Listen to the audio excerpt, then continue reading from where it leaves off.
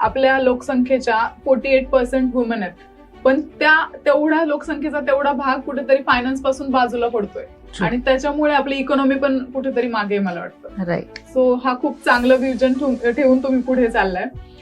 हाऊसवाईफने का इन्व्हेस्ट करायला हवं? का नको म्हणजे मला माहित नाही. आई वडील एक आता आय हॅव बीन ब्लेस्ड, मला एक बाळ झालंय. तर मला हे कळतं की पहिली गोष्ट किंवा पहिली शिक्षक एका बाळाची आई असते.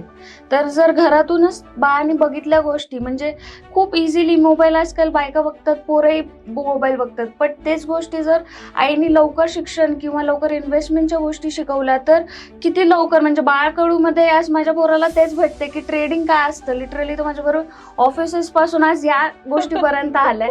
तर वाय नॉट दॅट. आणि त्यामुळे त्यांनी लवकरात लवकर, म्हणजे आज आपण थोडंसं इकॉनॉमिकली इंडिया म्हणून मागत, बट फॉरेन कंट्रीजमध्ये आय गेस हे सब्जेक्ट म्हणून घेतलं जातं की जिकडे तुम्हाला financial awareness right from the age of 2 किंवा 3 शिकवलं जातं, त्याच्यात आपण खूप मागत.